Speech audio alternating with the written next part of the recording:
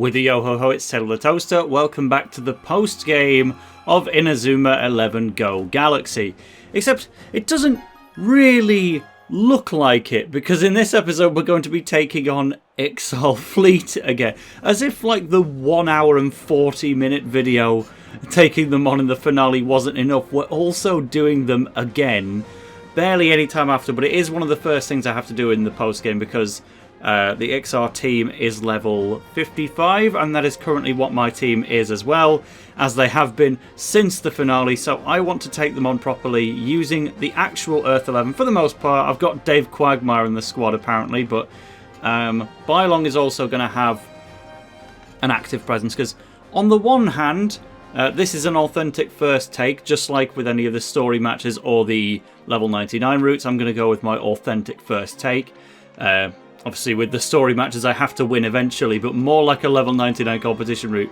In those videos, if I win, I win. If I lose, I lose. And if it's a draw, then it's a draw, I guess. But like with this, it's just my first try. And if I lose, oh well, I've just got to hold that. And if I win, great, let's go. So I'm going to be skipping through all the dialogue because we read it not long ago. But yeah, this is basically to say I'm going to be going against Ixar Fleet on level pegging, both level 55, and now the main difference of the post-game version of the match is you don't get access to the Earth 11 anymore, in addition to the opponent being 10 levels higher.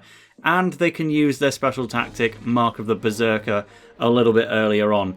But otherwise, that's it. Also, in your favour, you get all of your moves that you learned along the way, like the Earth Infinity and Storm, Typhoon, Tornado, Hurricane, are now immediately available to you. You still have the guaranteed goals with them later on if you get that far, but we can use them absolutely whenever we like. So I'm going to see if I can beat Ixar Fleet at the exact same level. And like I'm saying, the positive is, you know, we've got Mixie Max on Victor, we've got all of the new moves, everyone's at least the correct level.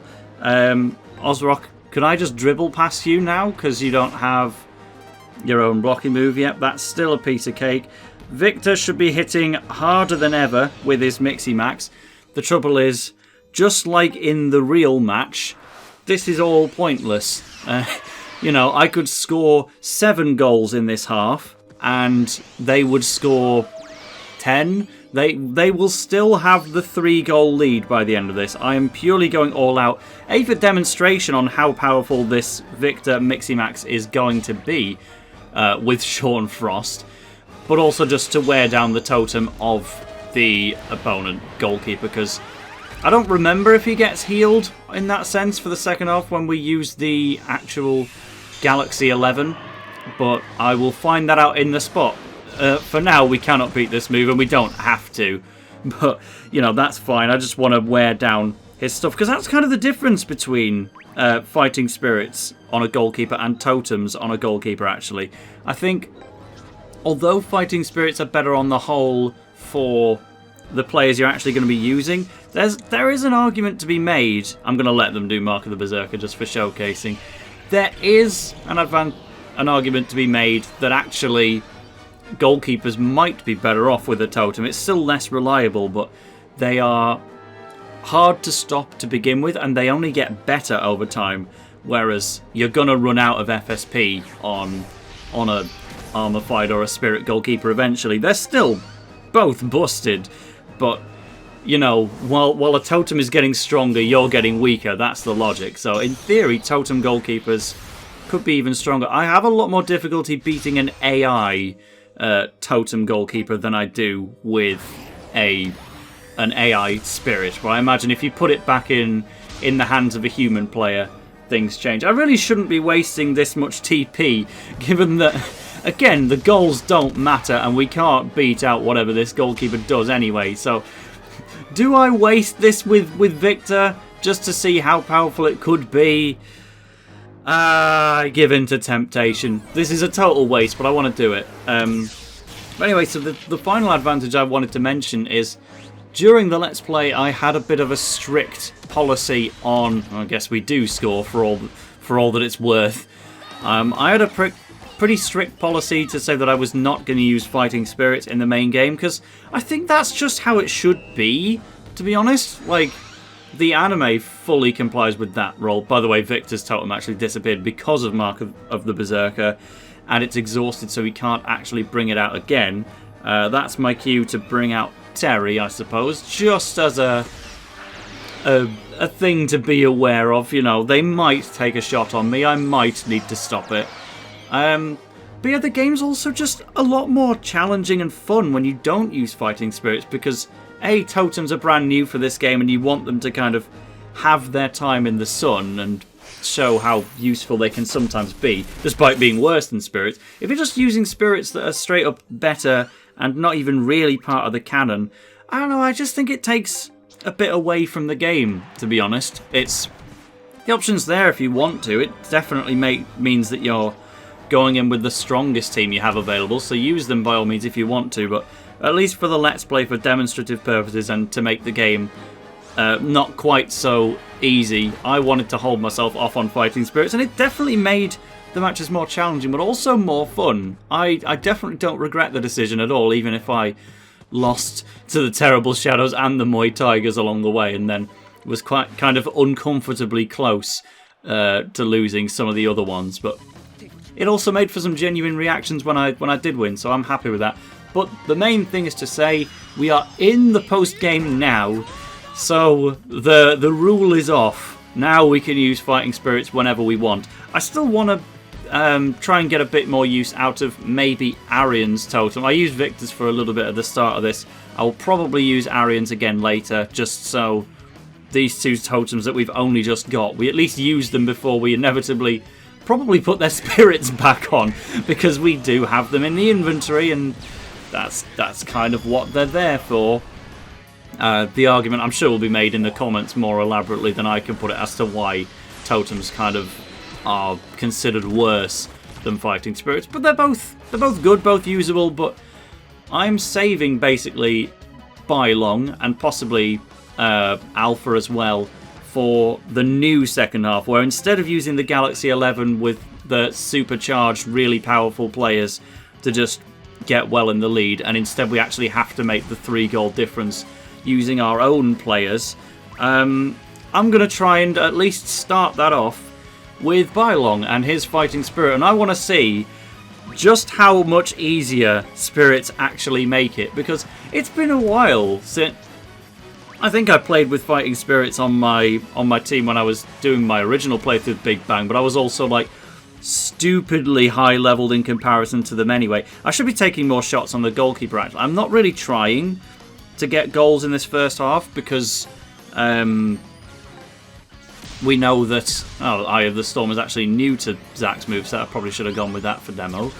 But yeah, I should be wearing the goalkeeper down. I'm kind of knowing that the goals here don't matter, but making the goalkeeper worse still does. So, fine. Maybe if Arian goes for a run, we'll use his totem to at least take another shot or something like that.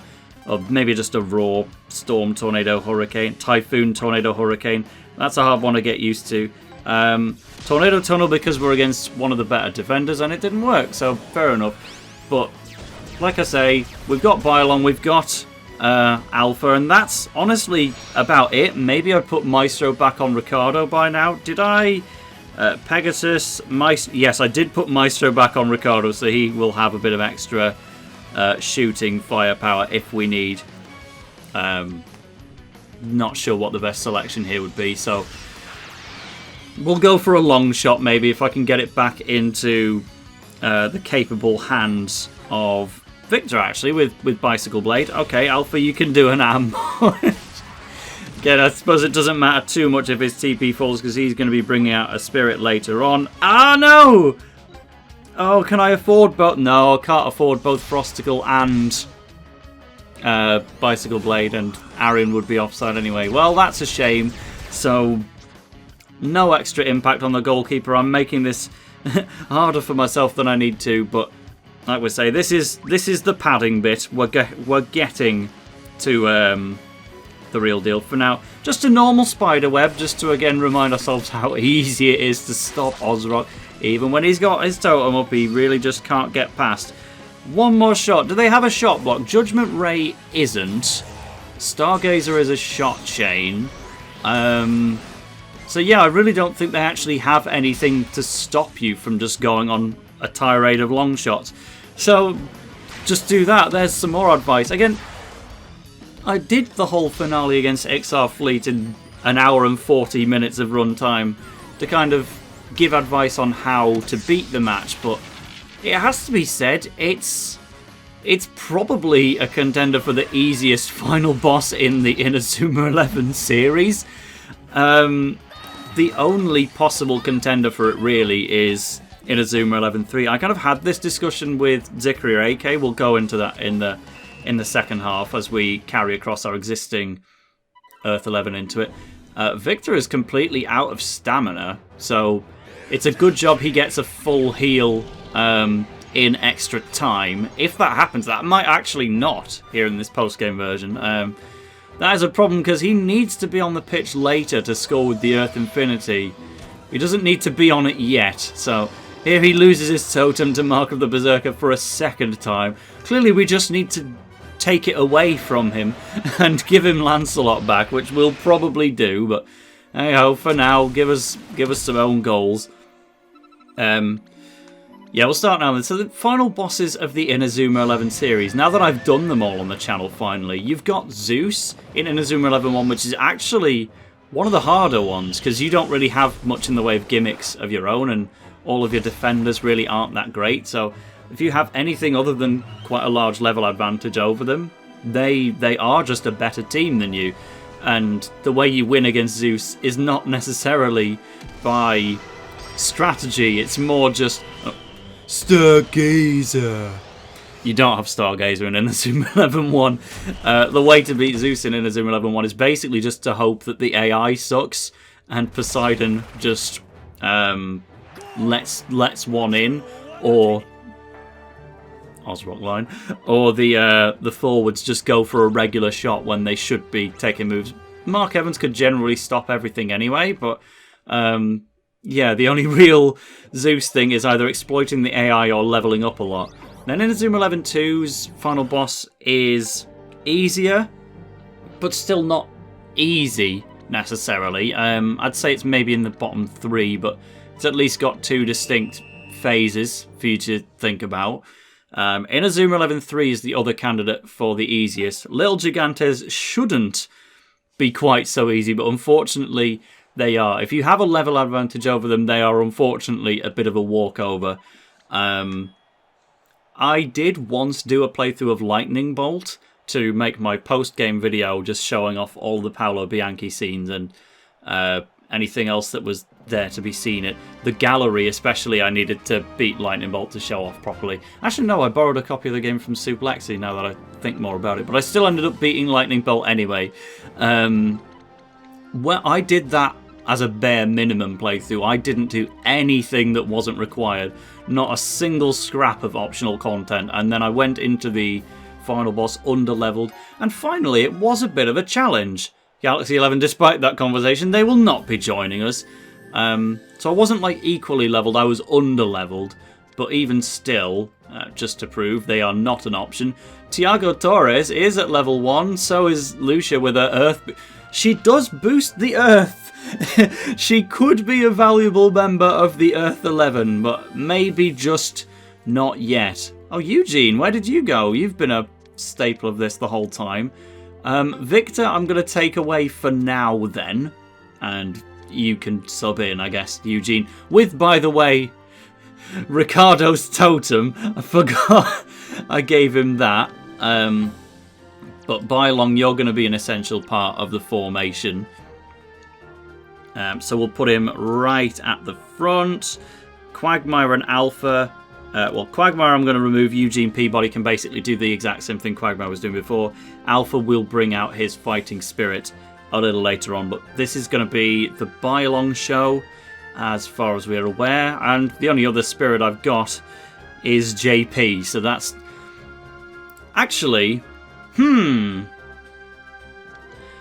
do need to mention something about JP in this match. I'm not sure it would work if I do it now, but I'll put JP back in the goal for a little... Oh, I actually already have Terry's totem out, so I won't. But when you use JP in this match, this is a diversion from the final boss talk, but JP, actually, I didn't know this until Zikria told me, but Zikria is Shadow AK, if you're not familiar with the name change.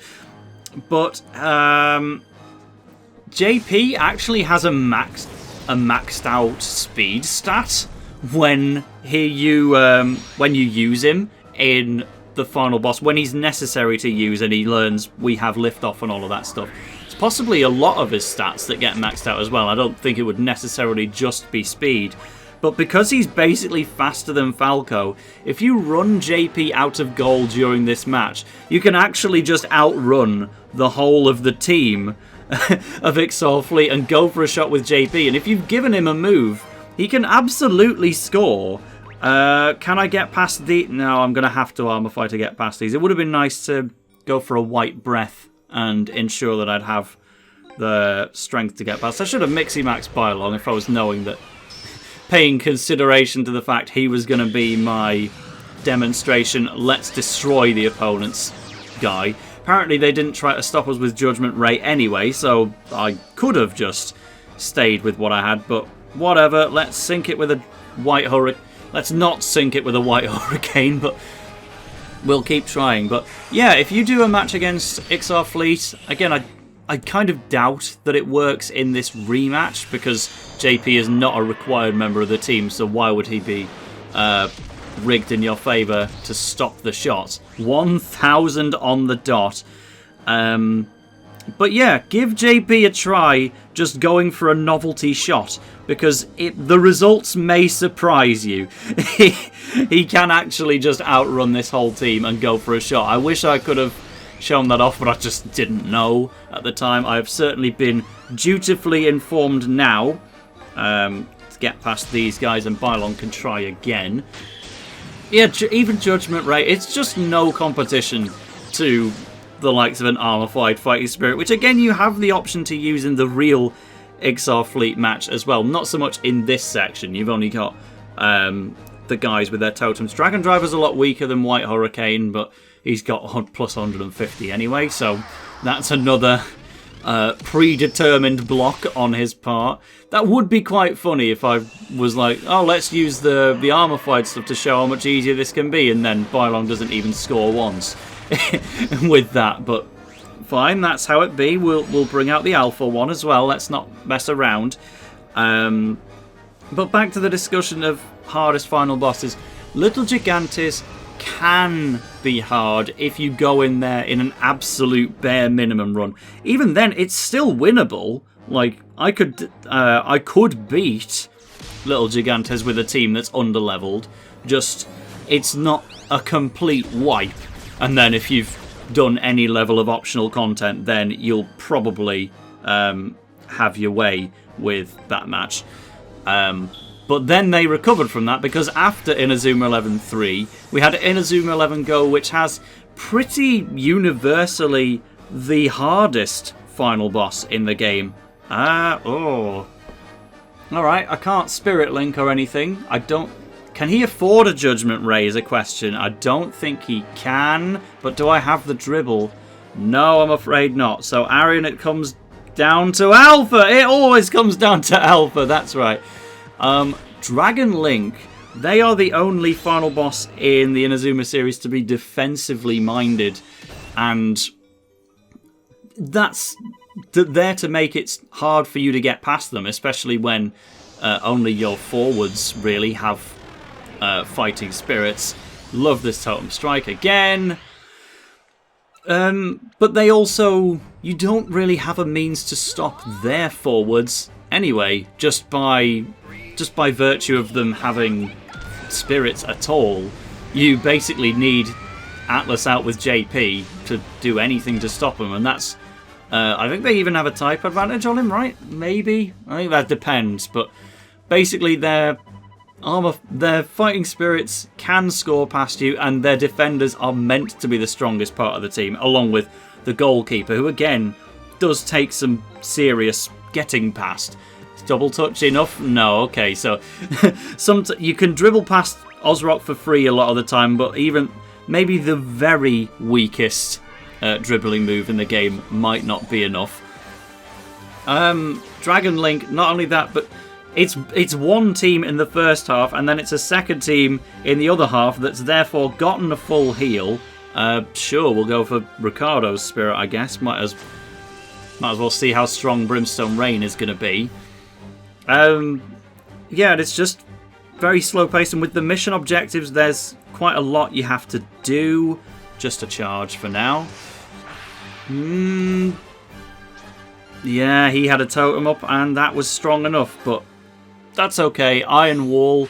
Maybe we go for a long shot with Buddy and it goes in, and then we finally get to see him rip the headband off, and the thing that he's meant to do in story matches happens. Oh, let's just run. Oh, the totem is gone on Phobos. Alright, well that's encouraging. Hopefully this can be the first of the 3 goals, but again, not necessarily. I'm really far away with this White Hurricane. Tension, Shot Devourer, level 3. That's, by the way, another difference of this being a post-game match. The actual moves of the team have leveled up. So this is fine for the most part, though. I will bring out Arian's Totem just to add that little bit of extra power to Typhoon, Tornado, Hurricane, and then he'll go on a run, because I'm realising now we are 19 minutes in to this second half. They slow down the time limit in the actual story match so that you definitely have enough time. Wow, he's actually exhausted in terms of stamina. So I think I need to get long shotting, basically, if I want to win within the next 10 minutes. Like, the goalkeeper's going to be no opposition anymore. Hopefully this will use up the last Shot Devourer. It didn't, so he might have one more to come, but as long as I can get 2 really, really quick goals, we'll be fine. Let's go for an Arian run again, and then maybe the third goal can be a long shot. But for now, yeah, I think the only contender for Dragon Link would be Zeus in Inazuma 11 1. Specifically, if you're really under-leveled for it, that's when it becomes a bigger challenge. But I think Dragon Link has to take number 1. And then Ragnar is interesting, because that's got a lot of story objectives, and you are required to, just like Ixar, you do need really quite a lot of goals. Oh no, I didn't realise he had Judgment Ray, but apparently we can beat it. Yeah, Ragnar asks you to do a lot, and I do hear of people having trouble with it every now and again. My Let's Play episode certainly has a fair amount of views from people who need the assistance, but I've never lost that one myself. I think it's 3rd place because it asks a lot of you, but it still helps you out wherever it feels you might need it, like slowed down time limits and just here and there. Like the game knows what it's doing to make it fair and balanced.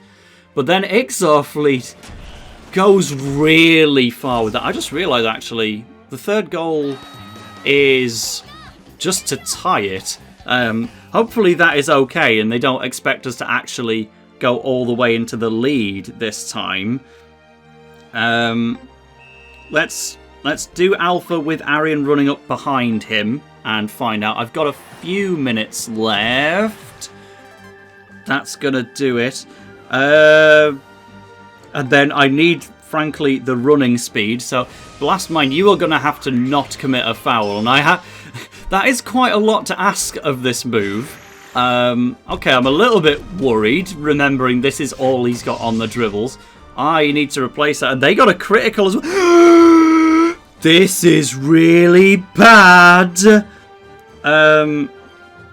Eugene here as a long shooter, and Alpha just nearby, so that he can take back what is rightfully his. Arian, you don't have much in the way of TP. Oh, this would be a shame if it ended here. What's the time? Do I bring out the Zac totem? We get another foul. This is well, this just sucks. That's no getting around that. Where's Peabody? We need Alpha to take the ball, and then he basically needs to pass to Eugene and get the goal from long distance. Let's at least set that up. Wow, Falco, you don't even have a block. And he can't block. One more try then. That's probably going to get intercepted by the defender that's in our way.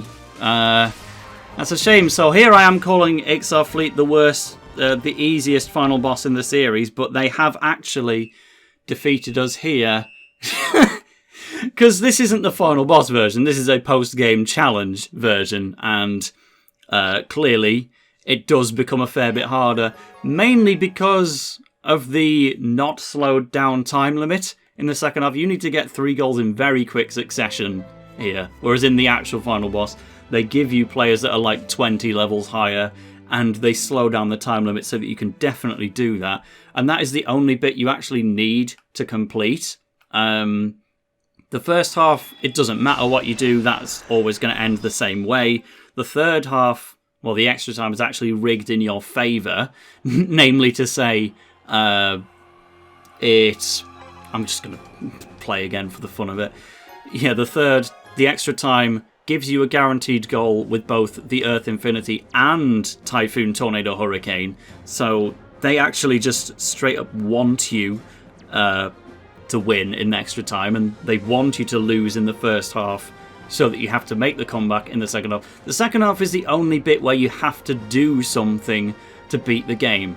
As a final boss, it's really quite easy, and as a post-game challenge, it takes a bit more doing, so I'm at least going to see if I can do it on a second attempt, but I'll see you for now. This is what we were meant to see anyway. Yeah, I'm going to cut in from like near enough where we left off, basically. Let's get a goal with Firebird Flight, and then we've got a more generous 13 minutes to get an extra shot. But I also totally remembered... Oh, never mind. Hey, remember when I also recruited Vulpine specifically for post-game stuff? Yeah, I forgot too. Considering he's also got a midfielding move on his Fighting Spirit and then can armor 5 for the final goal at the end. Hopefully this time I will be towed over the line and we'll have a... Not if I miss with the pass. How way to drop in a Newcastle word there. Whoops. Let's try that again, shall we? Oh, well, I tapped on the goal, but it was too... I guess we will see Burning Claws after all. I didn't really need to use it there, but I was just ever so slightly late on the tap of the goal. And there we go. Demonstration, Burning Claws. Looks nice. Let's get to 5-5. Again, I think we only need to be into 5-5, so it puts us into extra time for all of the fun stuff like Typhoon, Tornado, Hurricane, and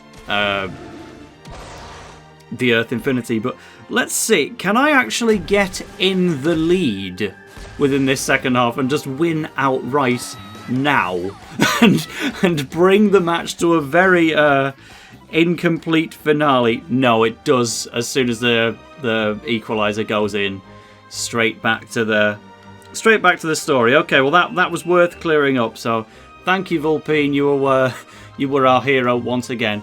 Which means I do want to complete the discussion on best final bosses. Here's Magical Amplifier again for everyone. What do you think of that? Game exclusive after all.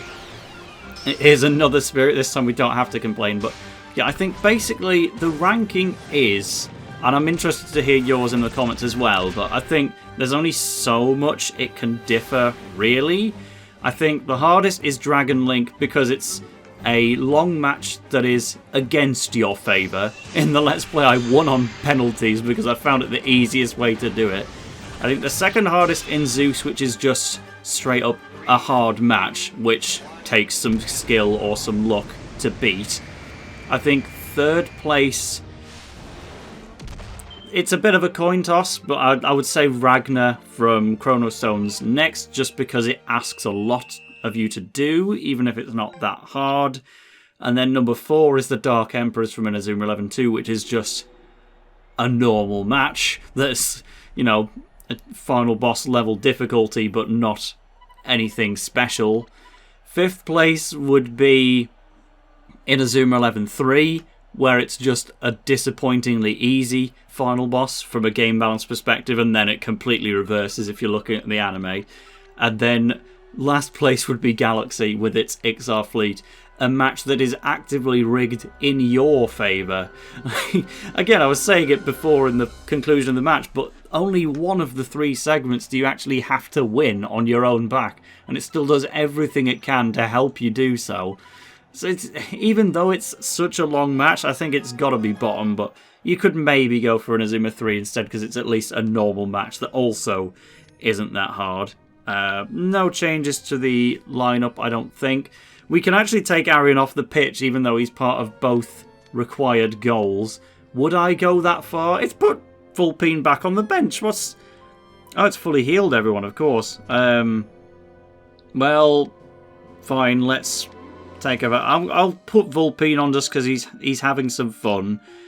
This is being his match. Alpha failed to score again, by the way. I actually got, like, Feng Huang's Spirit Shot on Phobos, who didn't have his totem up, and Alpha still got blocked. It was mad, but here again, we don't actually need to score at all. I'm just gonna take it seriously anyway, just in case they score on us, but all you have to do in this extra time is not have them score on you, and then the mission objectives will just kind of complete themselves. So, like, it's no bother, but it is a fun final boss, and again, it's a contender for my favourite in the anime, because it is one of the most unpredictable matches in Inazuma 11 history. And I don't mean that necessarily in terms of the outcome. Like, yeah, it's the finale of a season and the fate of the universe is at stake. Of course, Earth 11's going to win, but the scoreline and the moments of who's scoring and when just goes all over the place, and it does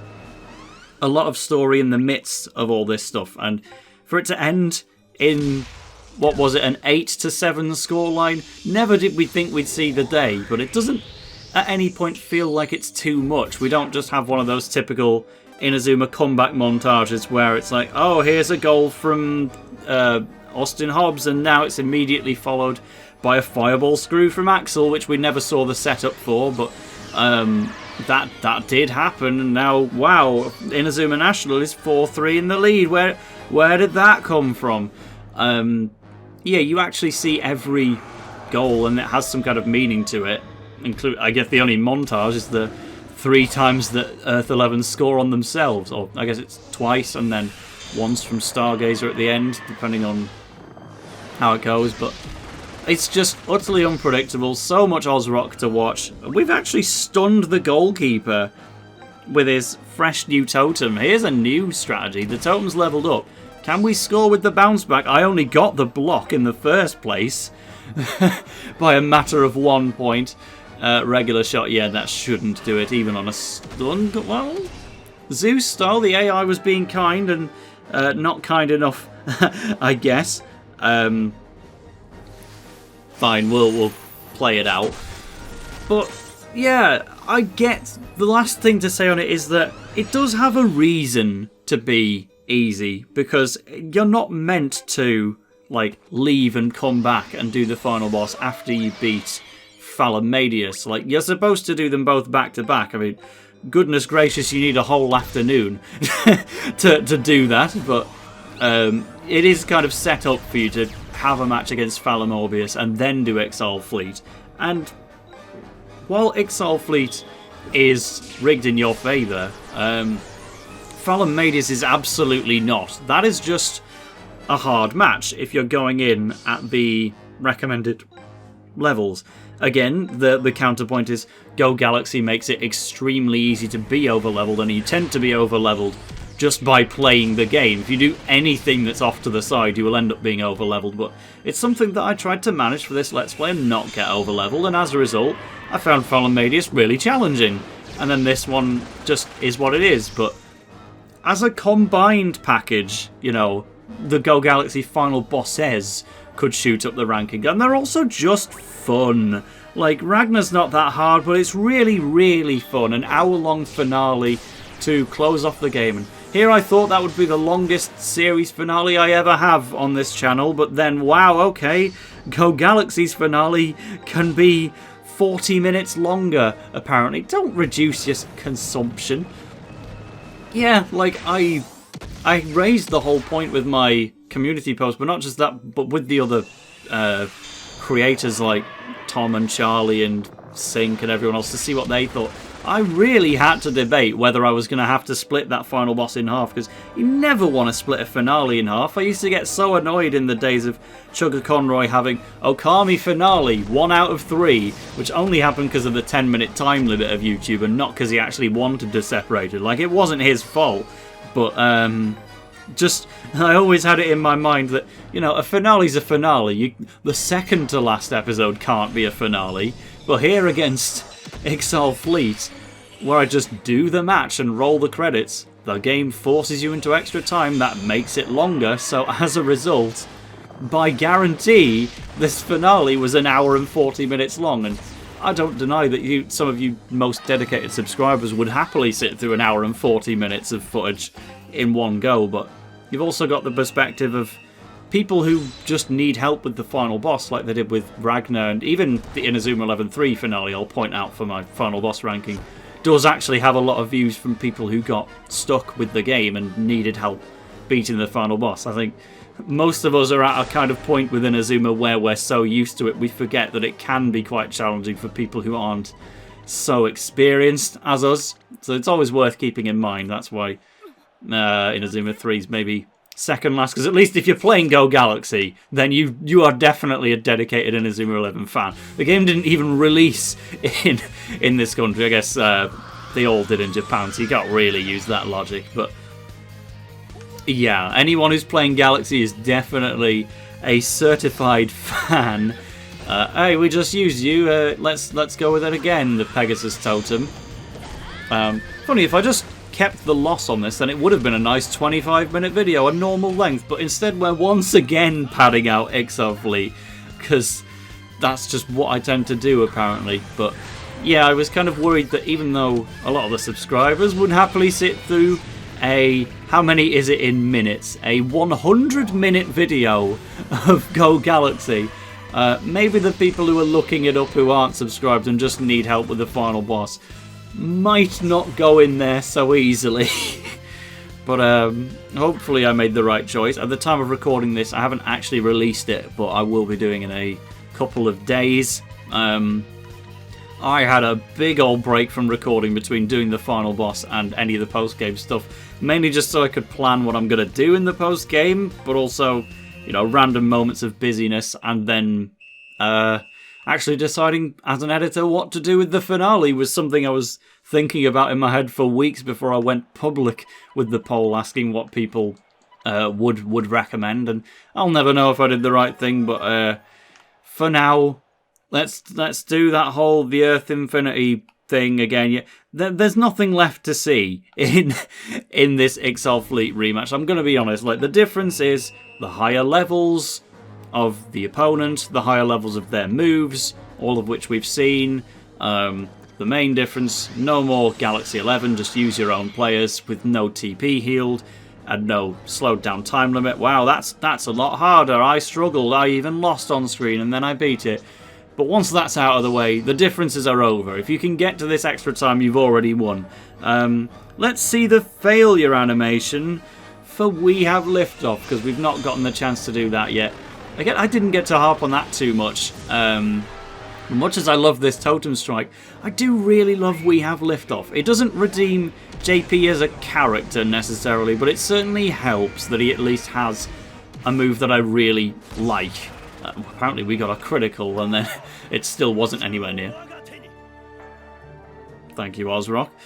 No increased power on JP in this part of the match anymore.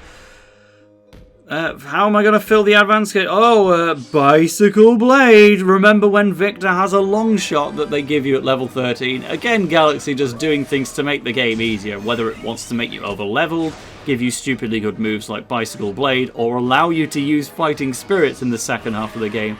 There's a lot of things that I disagree with in the design of the game balance, but the game is what you make of it, and I certainly enjoy it a lot. Where does Galaxy actually rank in my favourite Inazuma 11's list? Maybe that's a bit too deep of a topic for for just a random one-off video, and maybe that should be its own thing, because I don't think I've even truly decided on that front. I remember when I did the Let's Play of Inazuma 11 2, I introduced it as my favourite Inazuma 11 game, and then by the end of the Let's Play of Inazuma 11 3, I'd changed my mind and picked that one instead. And Galaxy was never in the rankings because I'd never played it. Again, the first time I beat it was in 2020 during lockdown as a developer of the game. And it's kind of hard to rank it, like, fairly in that sense, because it's still clearly a game that existed without my help. Like, I did not create Go Galaxy, but by having a creative input on the version of the game that I played, it makes it, by default, harder to judge compared to the rest of the 5 that I just bought with my human money and played and enjoyed. You know, this is also the only game where I'd actually watched the anime season before playing the game, because I didn't really have a great deal of choice in that matter. The time limit's running real slowly, it feels like, in this extra time. Couldn't it have done that in the second half, where I had 3 fouls in a row? Can we talk about that for the second? I was perfectly equipped to win this match on my first try, and I got 2 fouls and then a Falco block fail in a row. Well, here's Marge in the hand. Can you stop Magical Amplifier? That's a good question. The first Magical Amplifier that wasn't story required. Yeah, it's Mark Evans' thing. That's... Yeah. Flashbacks to Zeus. You can use this move in about 3 of the 5 final bosses. 4. The one I've forgotten, like, I was considering Inazuma 1 and